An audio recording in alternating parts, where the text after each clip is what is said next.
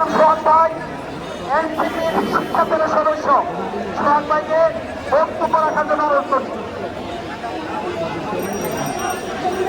সালাম আলাইকুম। হ্যালো, সালাম আলাইকুম।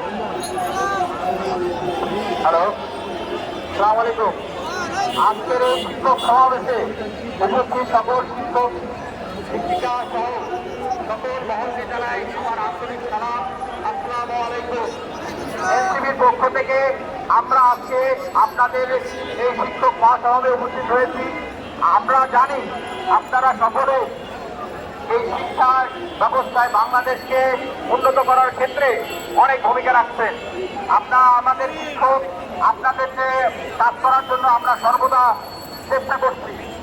আপনাদের যে দাবিগুলো আছে, মেডিকেল ভাতা সহ বিভিন্ন ভাতা নিয়ে আপনারা যে আন্দোলন করছেন, বাড়ি ভাড়া, উৎসব ভাতা, এই ভাতাগুলো যেন আপনারা সরকারি নিয়মে যেভাবে পেয়ে থাকে, যেভাবে আপনারা পঞ্চায়েত গ্রহণ দিয়ে থাকেন এবং যে এমপিএভুক্তগুলো প্রতিষ্ঠানগুলো আছে সেগুলো জাতীয়করণ হয় এবং আপনাদের যে দাবিগুলো আছে সকল দাবির সাথে আমরা এনসিপির পক্ষ থেকে একাত্মতা পোষণ করছি। আপনাদের দাবিগুলো যেন সঠিকভাবে বাস্তবায়ন হয়।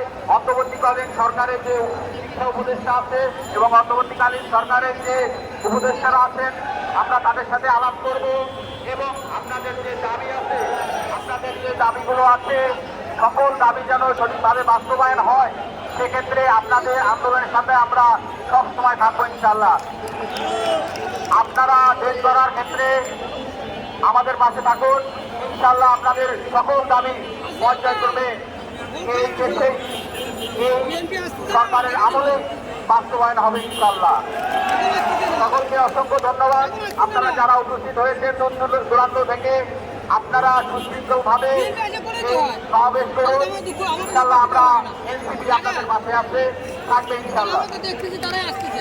ধন্যবাদ সোহাগ ভাইকে আমাদের দাবি দেওয়ার পক্ষে সংগঠিত করে চমৎকার বক্তব্য রাখার জন্য।